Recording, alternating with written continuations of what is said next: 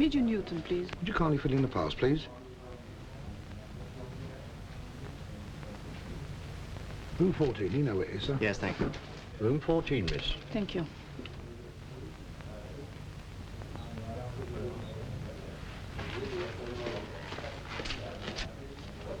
Sorry, are you going in here too? Yes.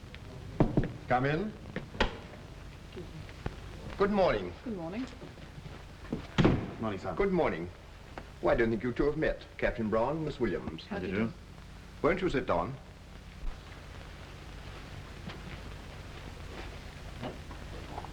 Cigarette? Thank you. Thank you, sir.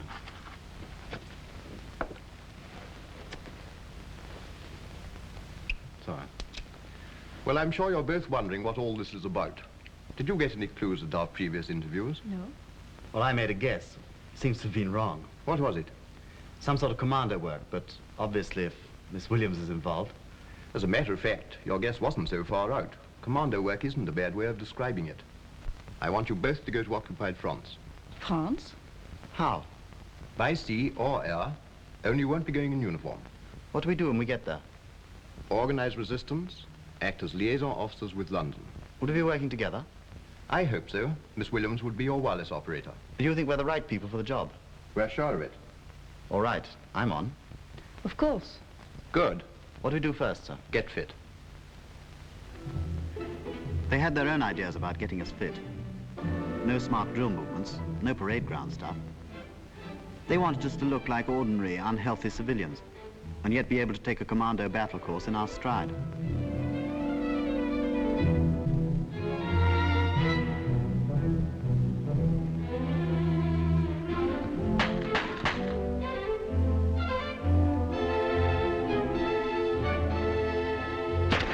We went on a 30-mile walk across country, with only a map and compass to guide us.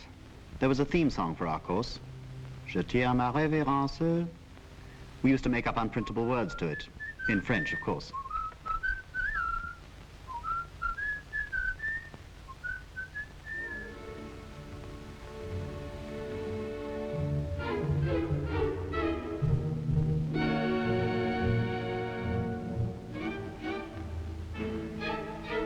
Then we joined the parachute school.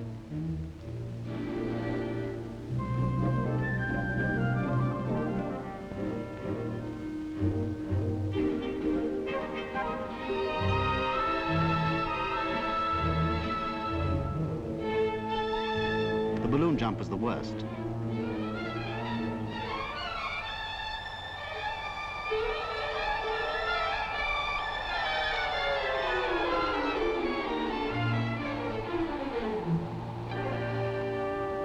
Jumping from an aircraft was better. Somehow, the noise of the engines made me excited. Then we went to another school. This really was a school. I mean, we had lessons. The instructors were like smooth young university dons who'd taken a course under Pimpernel Smith or Raffles. They told us in the most gentlemanly manner how to organize our private lives as saboteurs, how to burgle a house, how to get out of handcuffs. They told us almost apologetically about lethal tablets, suicide pills, to be taken only as a last resort. We made notes about organization and personal security, Learned how to recognize all ranks of the German services, taught how to use codes, how the BBC sent personal messages during the French news, the organization of the Gestapo. until our brains reeled under the load of information. At another school, we were taught how to organize reception committees. That's local people who'd collect in a field the night the RAF were coming to parachute supplies. With electric torches, they'd guide the planes to the field. Then there was a radio device called the Eureka, used to guide an aircraft to us from 20 miles away. And there was the S-phone, a kind of wireless telephone on which we could talk to pilots, or to anyone who might fly out from London. Then I started work at the wireless school, transmitting, receiving, coding and decoding, Morse, Morse and more Morse. I dreamt in Morse. I even started knitting in Morse. We had a week's intensive lecturing about the weak spots in the industrial system of occupied Europe. The railway network was included in this. We were shown how we could hold up supplies by cutting the line at the right place. Another weak spot was the electric power supply. We were told to attack transformers wherever we could. was evidently no use blowing up pylons, as they could be repaired too quickly.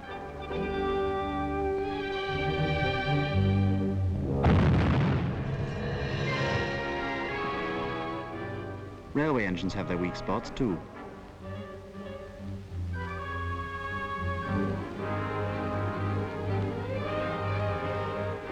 Quite a small charge in the right place can put an engine out of action for months. Sometimes people had to be got out of occupied Europe in a hurry, by air. The RAF told us about the pattern of lights for the flare path and the type of field they'd need for a landing ground. We finished our training with a scheme, which meant we were sent off separately with forged British identity cards. I was dropping my wireless set 10 miles from a town. Had to make my way in, get lodgings, and transmit messages at regular intervals. I was given the necessary papers to get a job in a large munitions works. I had to bring back plans of secret plant to prove that I'd got past the guards. Half an hour after dropping us, a signal was sent to all police services in the area that a parachutist had been dropped, believed to be a German agent. We got away with it somehow, but when we came back, we were put through a fierce interrogation. And although we didn't know it at the time, questions were being asked about us in London. The Gestapo have been having a roundup in France just lately. Our worst headaches in the Vendée, where Petronius and Camille were arrested last month.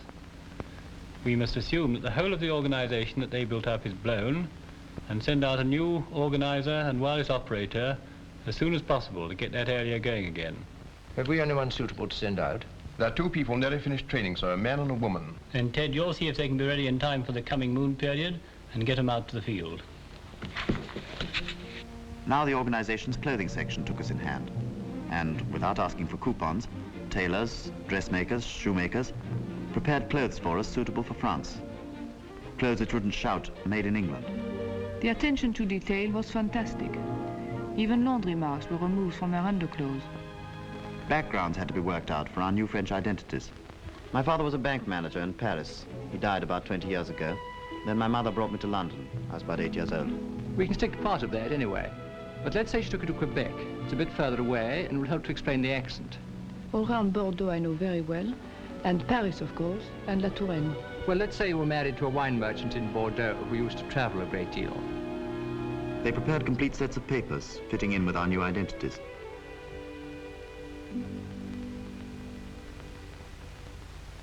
We've heard from France today. You'll be dropped by parachute about 6 miles from Henri Picard's house. You've got the names of your other contacts, haven't you? Yes. Good. All these people are reliable according to our latest information, but don't take anything for granted. Password? Je voudrais voir Mademoiselle Nadine. Vous voulez dire Mademoiselle Nadine Perron? Non, c'est Mademoiselle Nadine Ducrot, votre cousine, que je cherche. Your operational names will be Felix and Cat. When do we go, sir? It all depends on the weather. We'll lay on the operation for the next moon period, and you'll go down to the holding school near the airfield and wait there.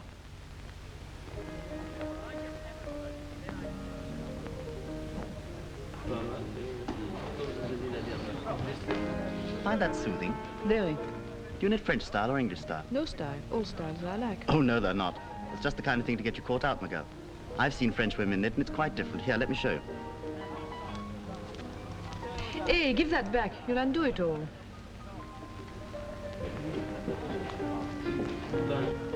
Cat, it's not scrubbed after all. We're on. We're definitely going. Yes, I know.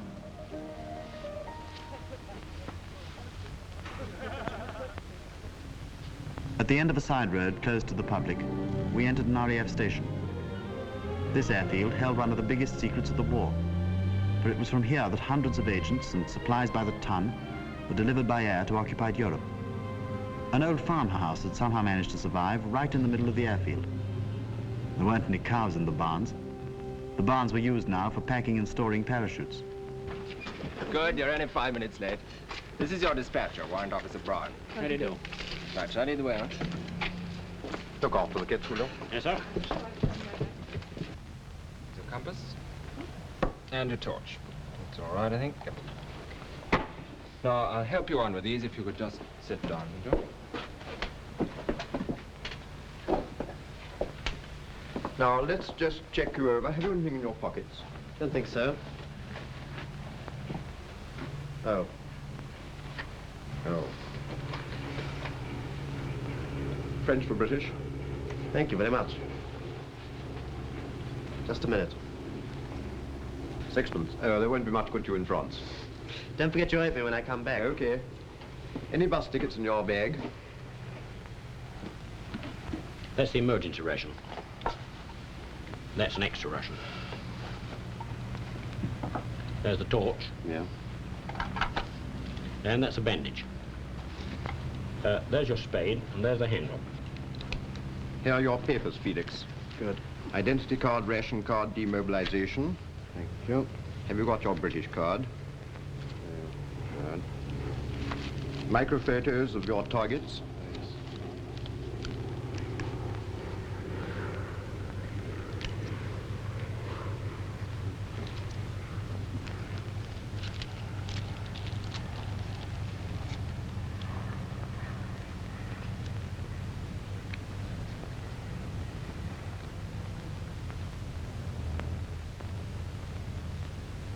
Some small monies will be useful. Good. And the money belt. Thank you very much. Here are your papers. Can I have your British identity card? Good. Here's some loose money. Now, you have your codes and WT plan, haven't you? Yes, they were given to me in London. Oh, good. Felix, here are your lethal tablets. Thanks very much. How's it work? Oh, I'll show you. Cat, your tablets are in the lipstick.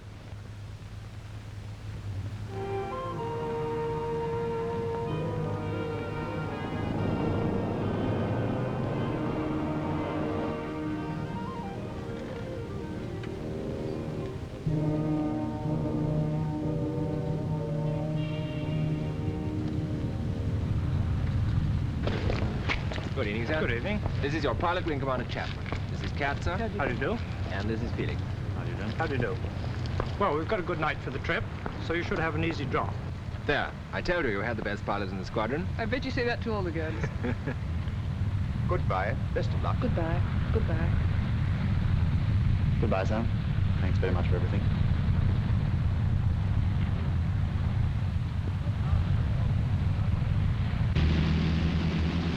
The dispatcher moved us up to the front of the aircraft to get all the weight forward for the takeoff. It's ridiculous the kind of thoughts that hit you at really serious moments like this. I remember thinking I'd be able to run my Austin 7 for 3 years on the petrol we'd be using on this trip.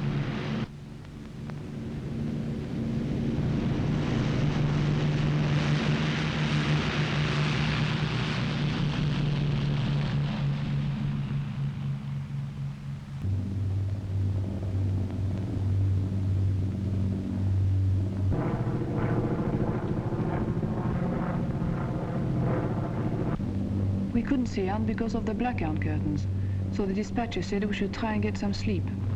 He got out sleeping bags, and I was soon tucked in.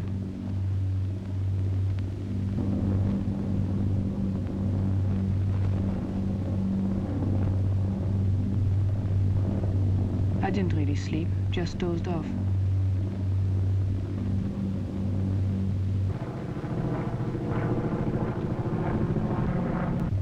I watched him moving our packages.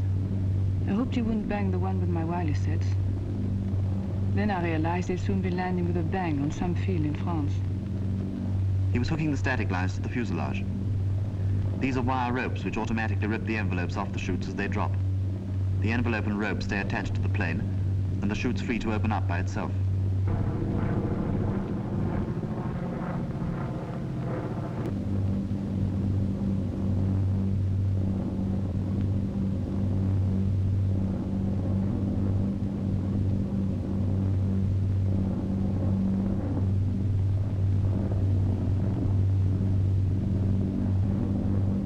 Coffee and sandwiches were all part of the RAF service.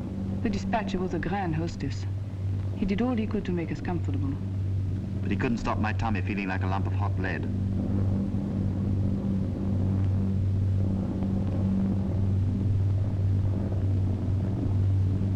The moment came. We were approaching the target area. There'd been no flak. Actually, the thought of being attacked had never really occurred to me. I felt such a complete passenger. The dispatcher was the only member of the crew I saw, but I felt the others were taking good care nothing happened to us.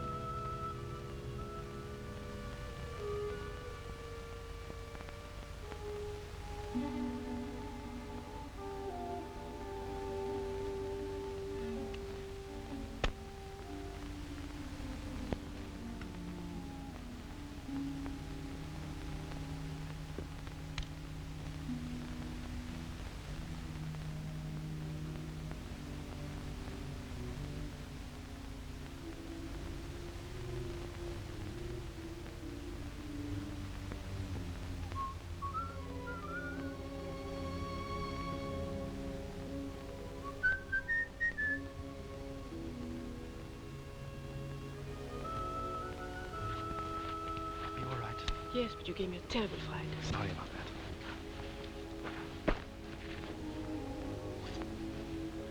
I'll get on burying this junk.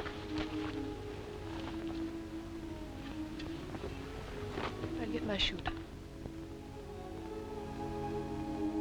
Et puis demain, il voudrait aller dans la ville pour voir un type. Non, on m'a dit d'aller le voir. Vous pouvez me prêter un vélo. Qu'est-ce qu'il y a encore? Ah oui, des cartes d'identité. Vous pouvez nous faire des vraies cartes d'identité. Des faux vrais, quoi. Très bien. Et puis si vous pouvez trouver quelqu'un pour nous accompagner, parce que Kat a beaucoup de bagages, n'est-ce pas? Henri knew the region well, so I decided to fall in with any plans he'd made. He thought it best for us to make our headquarters in the big market town of the area.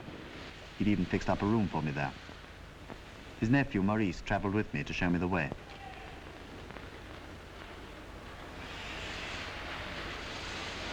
It was best for Felix and I not to be seen together. So I traveled in another part of the train. Georgette, Henri's sister, came with me.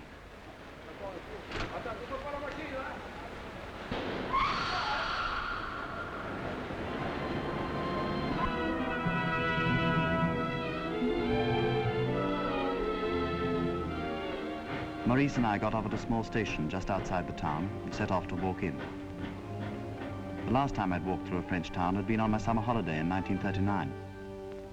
I was just thinking how completely unchanged everything was, how the cafes were just the same, children coming out of school in their ugly little black overalls, and the priest on a bike. In fact, I was just thinking I'd really be able to spend a very pleasant holiday here, when I suddenly realized a German officer was crossing the street in front of me. That brought me back to reality with a jolt, and I was pleased when we turned into the little quiet square where Henri had got me a room.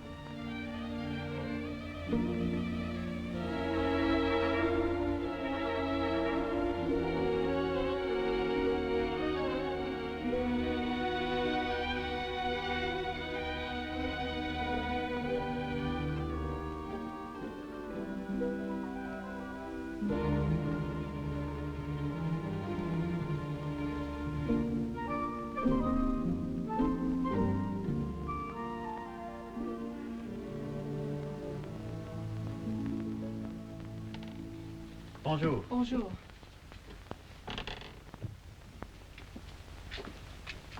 I'm glad you're here. Not as glad as I am. What happened? The police were searching luggage at the station. They made me open my suitcases. Gosh, what did you do? I tried sex appeal. Did it work?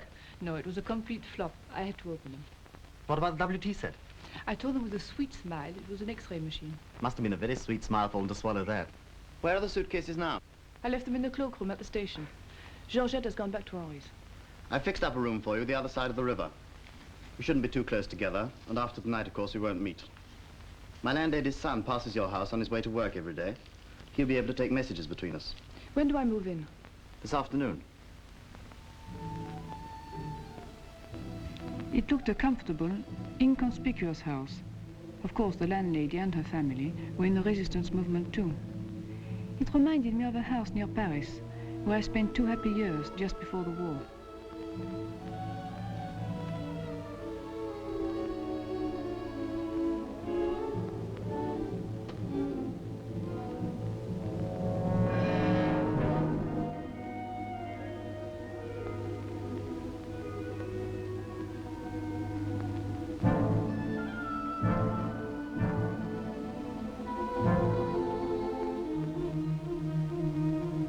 It was funny to think I was to make my home here.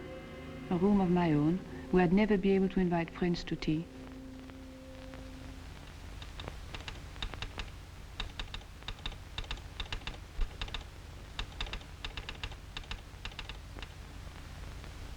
This is from Felix. Take this on, Sir Don. Your number 1 received. Glad safe arrival. Stop. Send map reference of ground where you can receive stores next moon.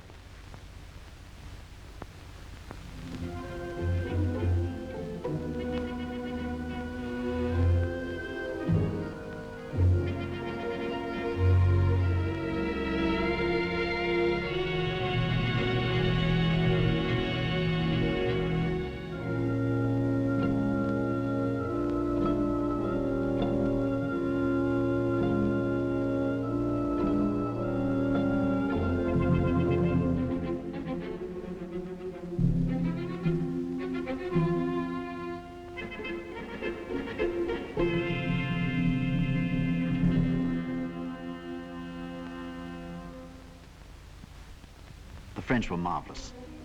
I used to borrow everything from them. It was impossible to buy a bike, and before I managed to get one on the black market, I had to live on borrowed bikes. My plan was to organize 8 or 10 resistance groups within a radius of 25 miles of the town. I had to do everything by personal contact. It was amazing how one good contact, a farmer, a wine merchant, a priest, led invariably to another.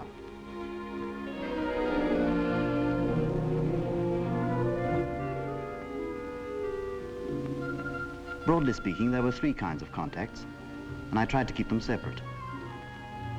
In the first group were the active ones, those I could rely on to do a job of work, sabotage or taking part in a reception committee.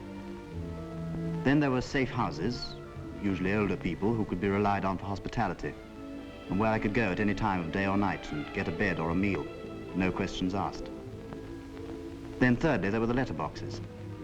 That is, people like cafe proprietors or garage owners, where I could leave messages or meet people by appointment without attracting attention. Of course, we couldn't use telephones. They'd be tapped. Even internal letters were censored. I had to keep a good lookout for controls on the roads and avoid them where possible.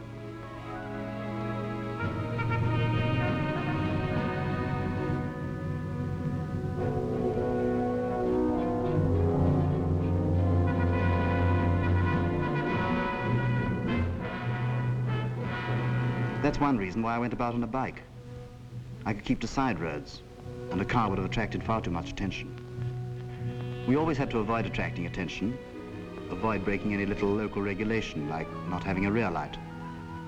Or if it didn't light up, even in broad daylight, they'd fine you on the spot, or even run you in. Then you'd really be sunk, because they'd be sure to check up on the number of your identity card and find it didn't exist. It would have been just silly to have been had up for a thing like that, which could have started a chain of inquiries which might land me before a firing squad. I always got a marvelous welcome wherever I went.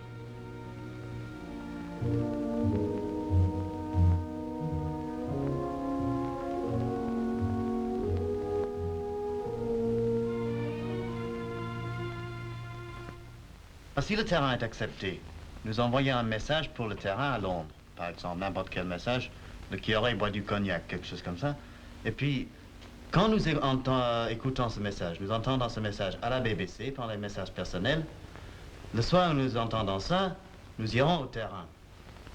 Avec des lampes, je vous montrerai comment on se place avec les lampes.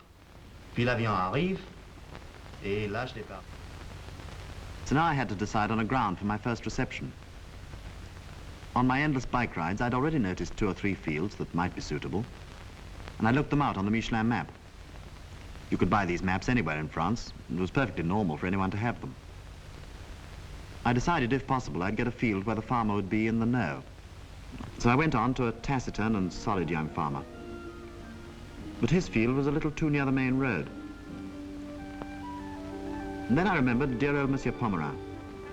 Everyone loved him, and he loved everyone, except the Germans and the Vichy'ites. He'd fought in the Morocco campaign in 1905 and loved telling old soldier stories about hairbreadth escapes from lions. I decided we'd use his field. It wasn't very wide, but it was long, and the long sides ran north and south, in the direction of the prevailing winds. When I got back, I pinpointed the field, giving the map number, longitude and latitude. I included old Pomerin's lions in the phrase for the BBC. When I'd hear it among the personal messages during the French news, I'd know the operation would be on for that night.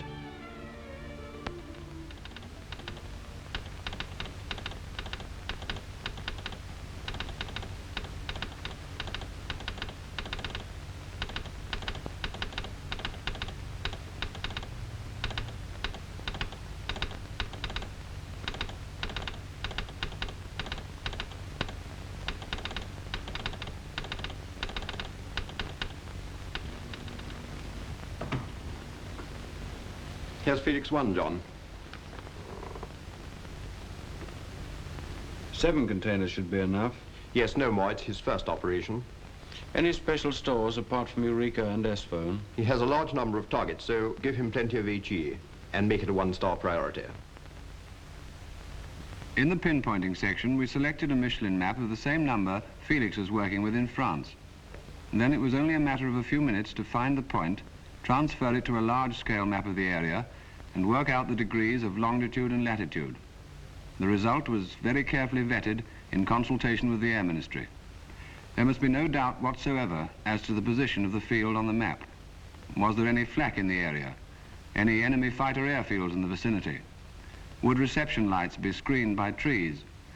If the point passed these and other tests, the ground could be accepted. An aircraft couldn't be risked on an uncertain mission.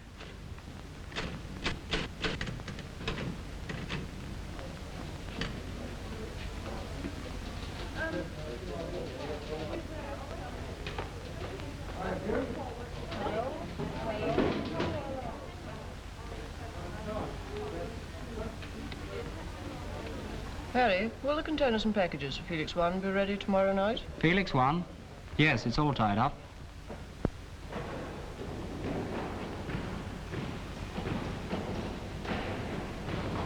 Everything depended on the country to which the stores were going. We never knew the exact destination, but usually we had an idea, for instructions were put in the containers. These were printed in French or Norwegian, Dutch, Flemish, even German. We packed Brens, stems, plastic explosive, grenades, fuses, tire bursters, incendiaries, clams and limpets. These are boxes of explosive fitted with magnets which would stick to machines or sides of ships. Corned beef, tobacco, cigarettes and chocolate. Wireless sets, as you can imagine, wanted very careful packing, though they were specially made to survive rough handling.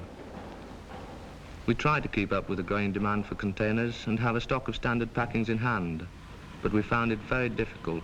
Truckloads were rolling out to the airfields day and night.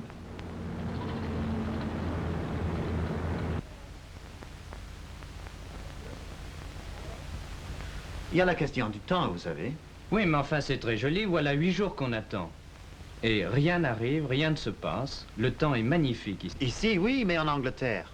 Là-bas, c'est le pays des brumes, vous savez. Operations room? No, sir, nothing so far. Yes, we'll let you know as soon as we hear ourselves, sir.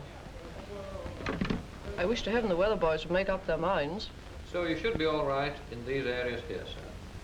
Norway and Denmark definitely out. Yes, sir. Cloud on the hills. We'll do all priority operations tonight in Holland, Belgium, central and southern France.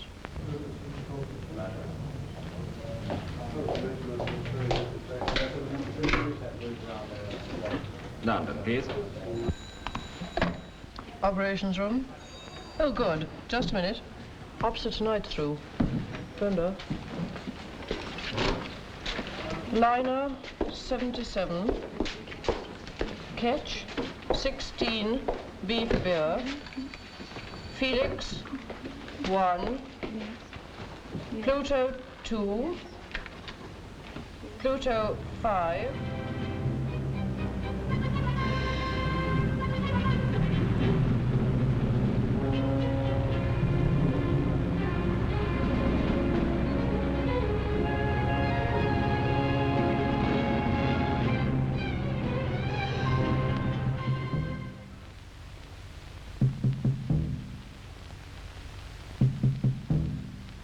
Ici, Londres. Voici notre 8e bulletin d'information au cours duquel vous entendrez quelques messages personnels. Message très important pour le chef de Gaël. Attention, il va pleuvoir bougrement ce soir. Hamilcar conduit une Ford. Les lions sont terribles. Enfin, ça y est. Ah, chic alors. Enfin, ça y est. Ah ben alors.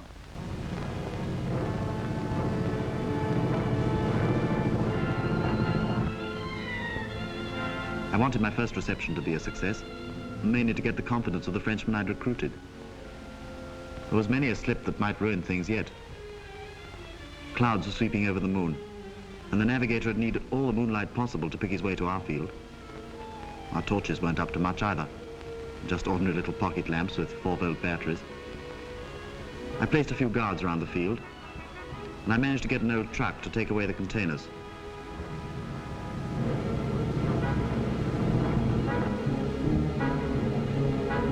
We brought some bread and cheese and some wine, and a moonlight picnic helped to pass the time. Some of them were pretty skeptical about the aircraft ever coming at all.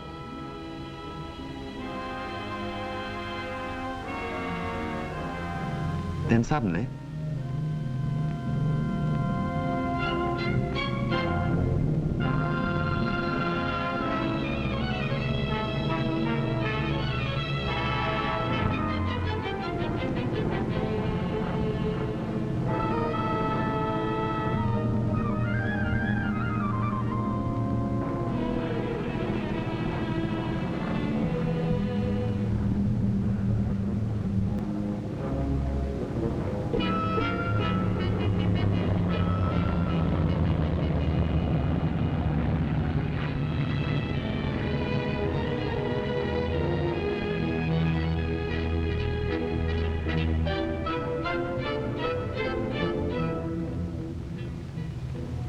this was the most dangerous moment of the whole reception.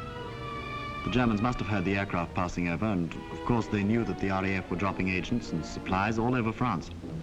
A lone plane usually meant parachuting. I didn't want to be caught with 7 containers strewn over the field, and we had to remove all signs of the reception before dawn. Couldn't even bring the truck onto the field because of wheel tracks, and 4 containers was our maximum load. This little runabout was the only form of transport we could get. It was made in 1912 and was still going strong, and noisily. We were soon on our way, and traveling by side roads with a few guards giving some protection, we arrived at a farm belonging to one of the reception committee. He'd built a false wall in his barn to hide his best wine from the Germans. But we could only fit 3 containers in here. He was furious and promised that next time he'd build a real arms depot for us. The next few days were taken up in dispersing the stuff we'd received. Do you remember how after the blitzes, food stocks were removed from the ports and dispersed all over Britain? It was just the same with us. We couldn't put all our stores in one hiding place. Anyhow, especially after this first reception, I had to distribute widely, if thinly, to all my people. They all considered themselves of priority importance.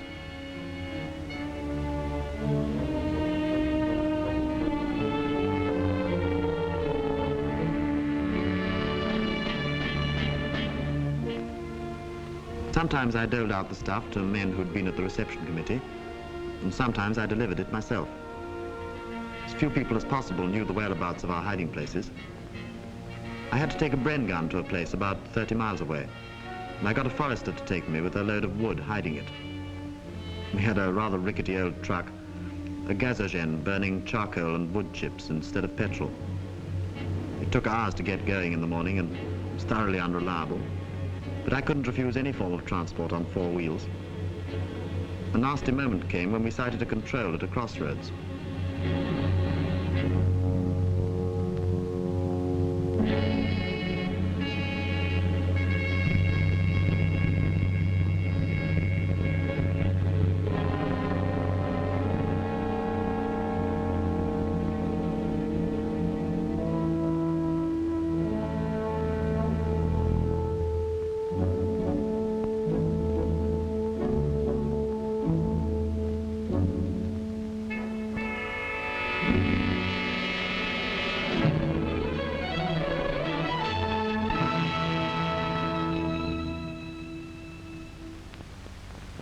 For my next operation, I used another field with a new reception committee. I tried the Eureka this time, and it worked very well.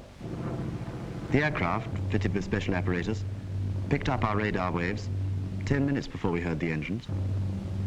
The navigator had to watch a green line that moved horizontally across a dial. This line showed him at once when he wandered off course. All he had to do was to keep it in the middle.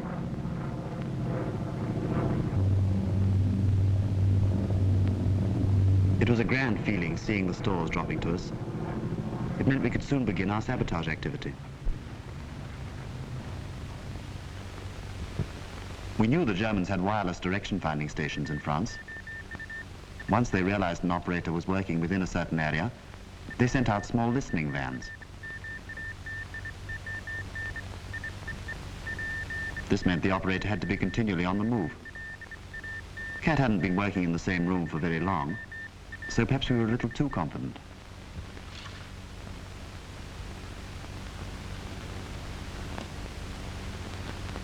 Herr Bar? Senden Sie mir sofort 2 Männer zu dem Haus in Place Carnot. Sie übermitteln sofort. Sofort, Herr Bar. Danke.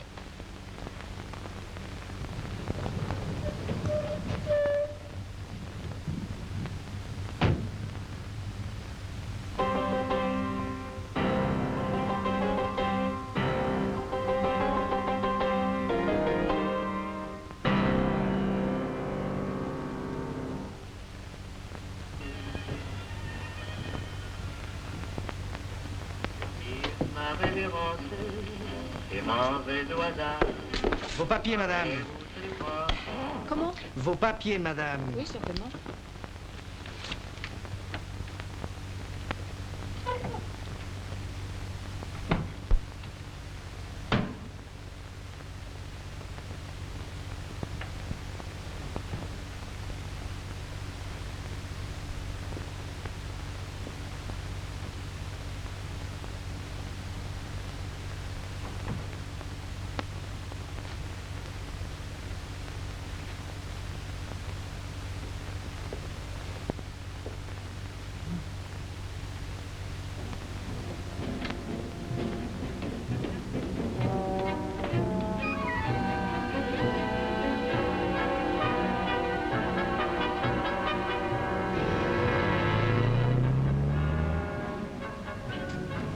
Luckily, I'd made an arrangement with the girl who lived in the house opposite to keep a sharp lookout when my curtains were drawn. That meant I was transmitting or receiving. So when I'd heard a loud thumping on her piano, the danger signal, I was all prepared to receive those unwelcome visitors. In spite of this narrow escape, I thought it best to finish off the interrupted message, but from now on, I certainly started working from another house.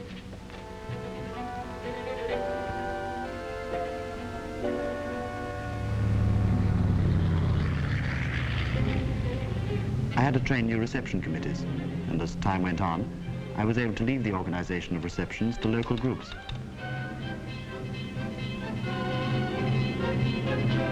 Every moon period, we'd listen to the messages during the BBC News. Sometimes we'd hear our message, go out to the field, and the plane didn't turn up. The pilot might have lost his way or been shot down. To be able to map read, he had to fly about 1,000 feet, so he was vulnerable to light flak as well as the heavy stuff. They were always furious at being kept out all night for nothing. But if I could tell them a day or two after that the aircraft that should have come to us had been shot down, that stopped their grumbling.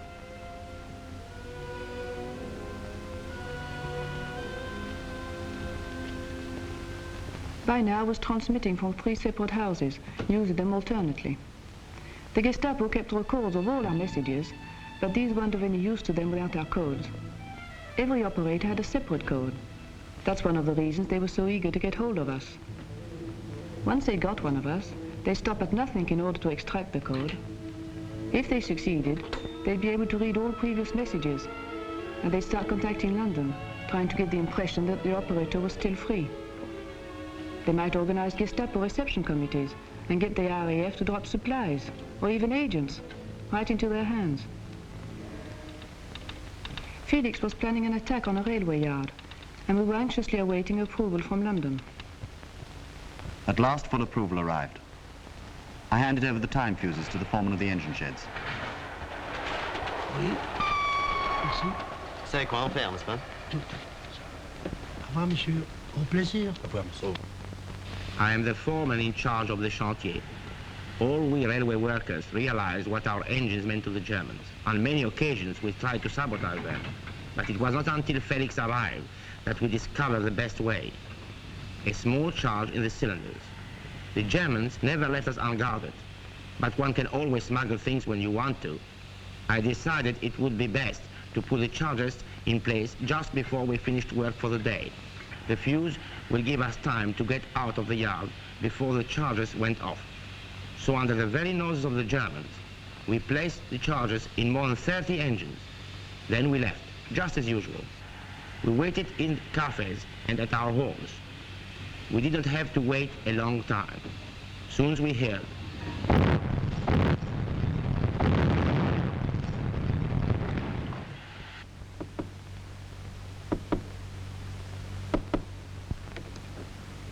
Bonjour, monsieur. Bonjour. Monsieur Félix? Oui. Entrez. Merci.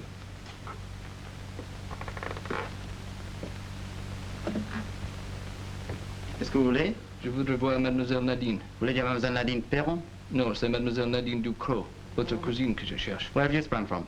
London told me to contact you. Have a drink. Thank you. Haven't got any whiskey, have you? You're an optimist. Whatever you have got, then. It's even getting pretty scarce back home now, so they tell me. Though I used to know a pub in Tottenham Court Road, where they had a very good supply. Suppose that's been blitzed by now. Yes, the pub in Tottenham Court Road. All the best. Well, what can I do for you? Can you get a man out of France for me? Through Spain or Switzerland? I'm afraid that's no good. He's been wounded in the leg. Lysander pickup is the only way. Why do you come to me? Evidently you've got the latest dough. It's not too easy. There aren't many fields around here big enough for an aircraft to land in. Well, will you try? I'll do my best.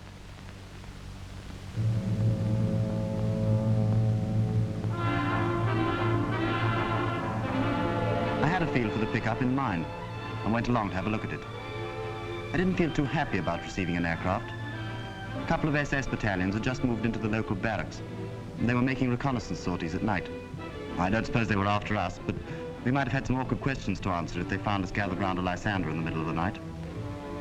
The field was ideal, surrounded by low-lying woods, perfect surface, and well concealed from the road. But the RAF would need exact measurements, so I started walking down one side, counting my paces. Ted, have you seen this telegram? Felix wants a Lysander pickup. I was expecting this. I'll send him out a lieutenant on the same operation. His show's going and he must have help. He sent a promising ground, and the airmen are photographing it tomorrow. Oh, good.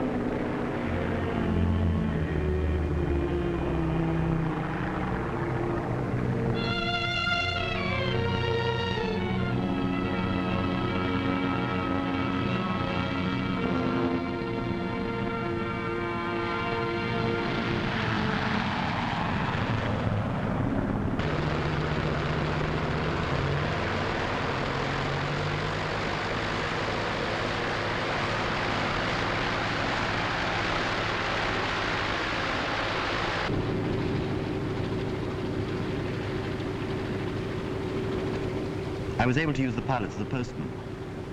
I sent London details of a local factory where parts of a new secret weapon were being stored. I asked them to stop the RAF from coming and bombing it. I wanted to have a crack at setting fire to it myself.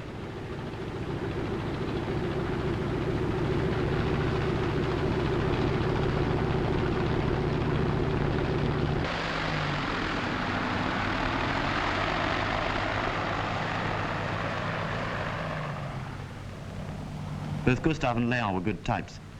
It was always a risk when people came out from London. You never knew what you might get. But I'd met them both during training and felt sure we'd work well together. They were so obviously pleased to find themselves in the field. Gustav's French wasn't too hot, but it would deceive the Germans. Leon had a perfect accent. He'd lived for years in Paris and had passed as a native with anyone.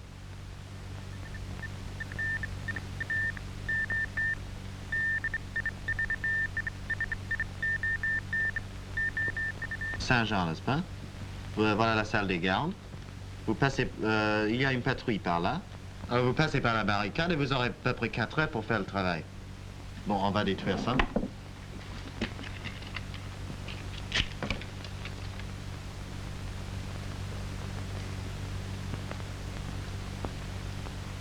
S'il y a un gardien de nuit, ce sera un Français.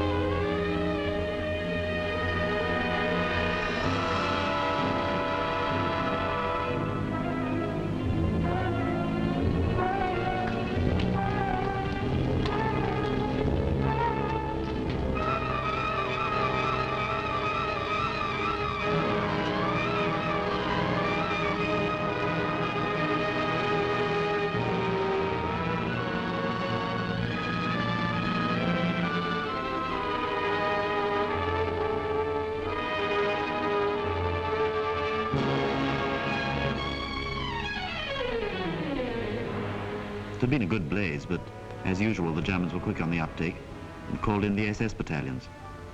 They managed to control the fire before it spread to the other buildings.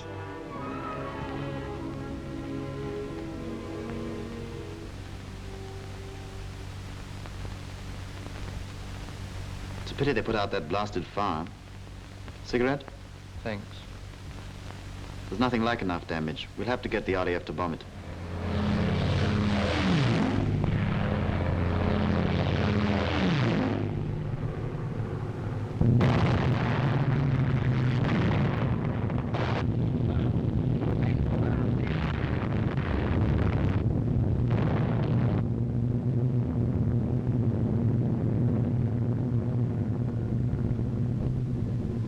The RAF made a marvelous job of it. Very little damage outside the target area. The French were delighted. I was worried about the crew of the shot-down aircraft, but Gustave soon picked up some news about them. Hey, hey! Gustave. Typage du Lancaster est planqué. Tous? Ouais, ouais.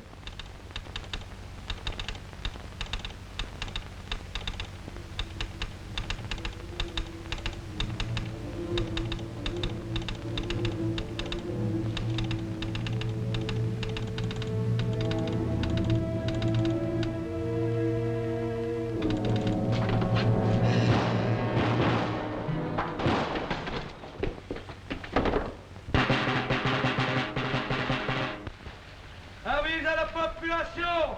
Parole des autorités allemandes! Le couvre-feu est à 7 heures ce soir! Ah, ben il y a 7 heures, par exemple. Marie, t'as entendu le tambour 7 heures? Ils y vont un peu fort. Avis à la population! Parole des autorités allemandes!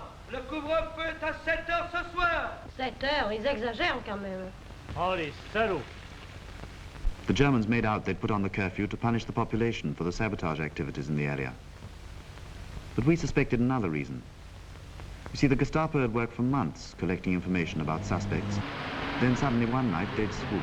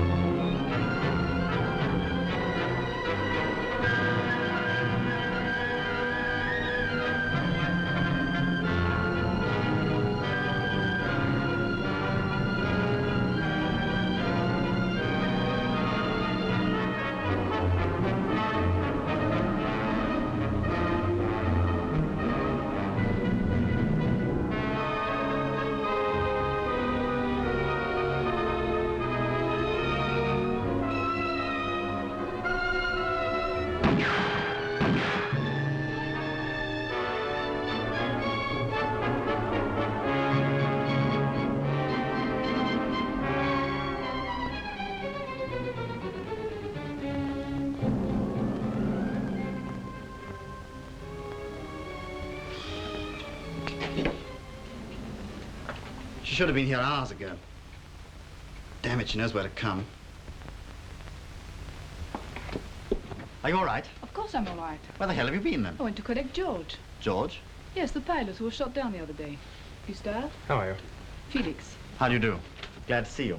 Are you English? 3/4. Got a Welsh grandmother. Yes, but I mean, what are you doing in France? Oh, various things. Looking after chaps like you, for one. Well, I'll be blowed. Pierre's got the rest of the crew. How many are you? 7 counting me. It's too many for us to keep for long. Cat, can you get a message through to London? How? The Gestapo have got my sets, and Leon is finished.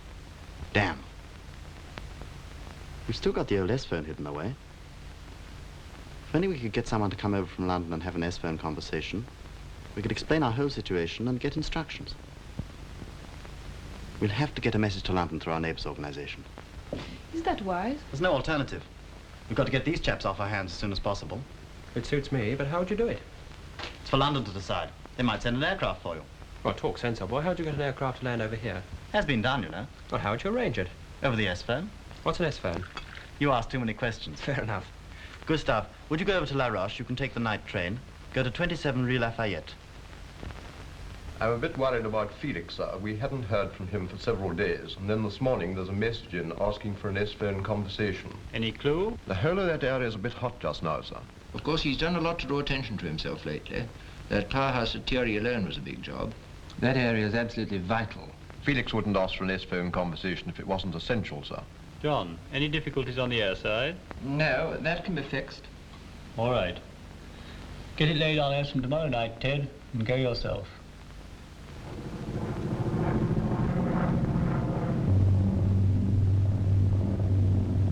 Better get back to the S-phone. All right.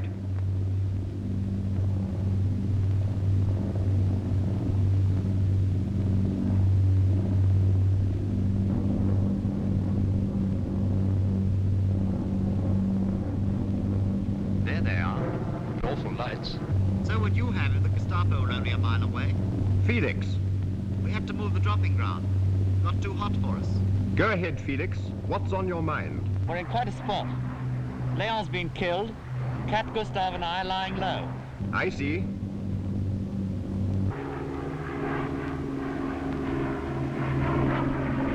We brought WT set for Cat.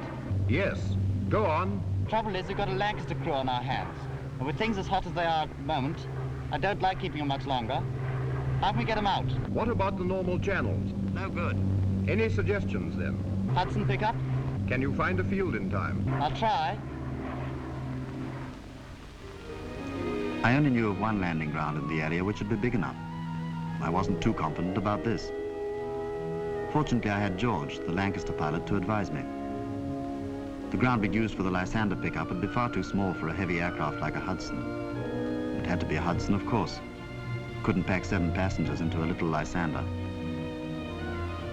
What do you think? All right. I don't like the fence. Could get the fence moved on the night.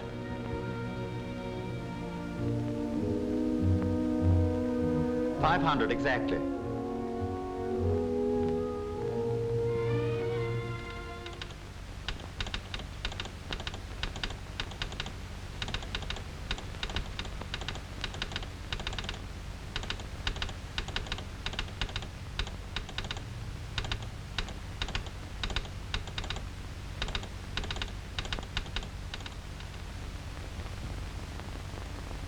Are you sure that is a fence? No doubt about it. It's a difficult line of approach over those trees, but I think we can manage it. I'll agree, provided your man can guarantee to move that fence.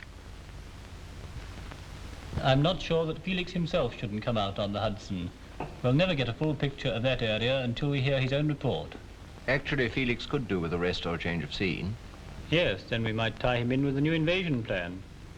We certainly need the best man we've got for Normandy.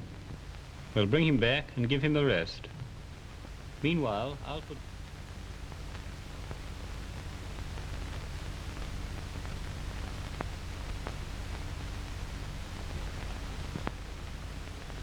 Cliquot 28. That's almost too good. Couldn't you get an on vintage? Don't be mean, Felix. And Chanel number 5. He's doing well for himself. Who are they for? A present for the Hudson pilot. What do you want me to bring you back from London? Oh, bring me some more wool. I can't get the right colour here. Had to give me a sample then. I'm going to look damn silly going into Swan and Edgar's tomorrow asking for knitting wool. Don't worry. If it rains, you won't be anywhere near Swan and Edgar's tomorrow. Blast the weather. It's clearing a bit. Don't like it though. Nor do I. If we could get some wind, the field could be as dry as a bone by landing time. Yes, and if we have more rain, it could be as wet as a bog. Take your choice. Perhaps I won't have any choice. Perhaps London will cancel it from their end. Hello. Here comes George. Hello. Hello. Any news? They've got my navigator. Picked him up on the street this morning. Damn. The field must be pretty mucky. Yes, we've got to risk it though. It's only a matter of hours before the Gestapo get the others. Isn't it time for the messages? Yes. Bet you they cancel it. 50 francs? Done. Veuillez écouter maintenant des messages personnels. Le renard aime les raisins. Vive les sapeurs-pompiers. Rose 36. That's that. Thanks. There's nothing else for it. We'll have to risk it. I agree. I'll go and warn the others. I had a fiendish decision to make. If we had to hang on till the next moon, the whole underground network I built up would probably be shattered. Yet I might be guiding the Hudson to trouble. If the plane got damaged, we could set fire to it, the crew would become prisoners, and we'd have to try and shoot our way out. From the point of view of the war effort, the possible loss of a Hudson was surely less important than the almost certain breakup of the organization in this area. I decided to let the Hudson come.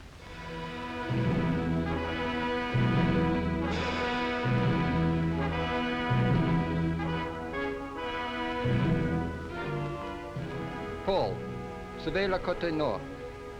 Toi, c'est par ici, et toi, René, la route.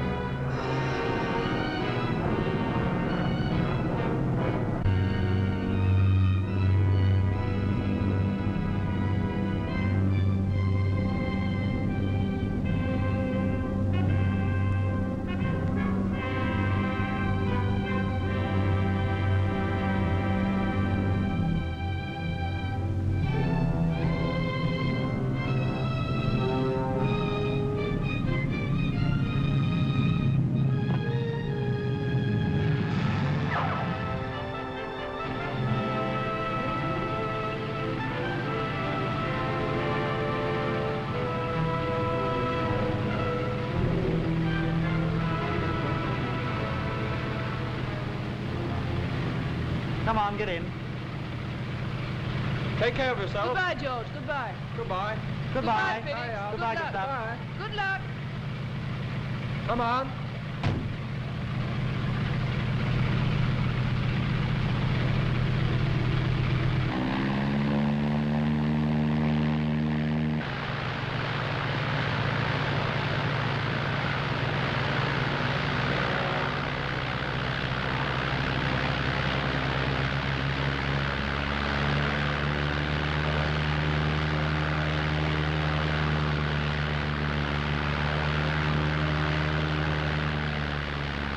What's wrong down there? I'll have a look.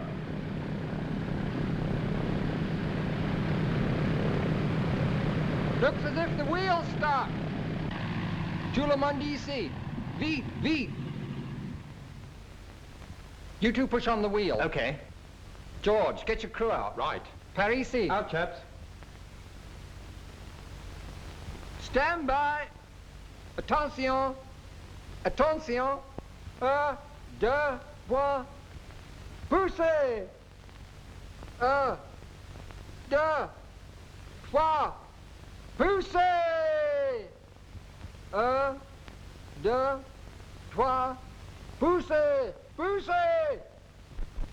Poussez. Arrêtez. Arrêtez.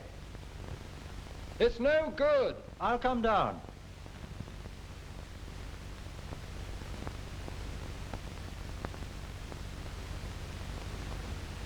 She won't budge. We can't manage it ourselves. He wants more men. Try call out the village. Hell of a risk. How many do you want? Get as many as you can. Yes, go on. Okay.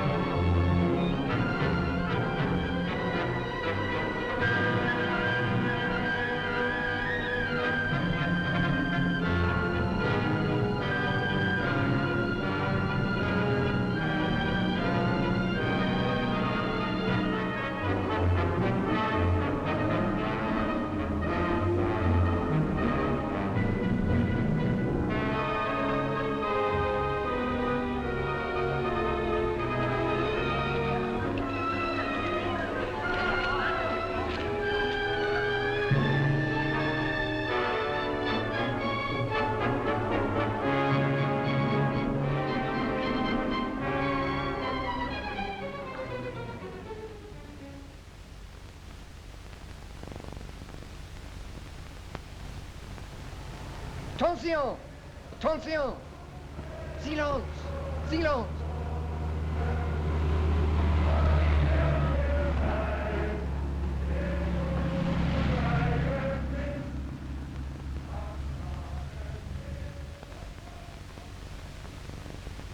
En place tout le monde!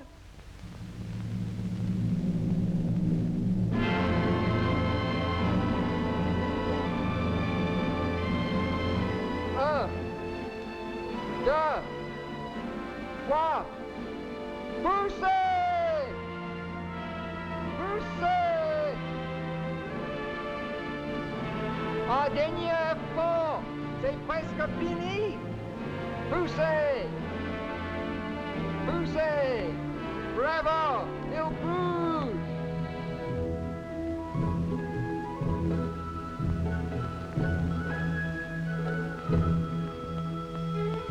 Come on, Benny. Dispersez-vous! Get ready to take off. Get the boys in the aircraft as quick as you can. We ought to get away this time, all right. Goodbye, Gustav. Thanks a lot. Bye. Don't forget my wool. No, I won't.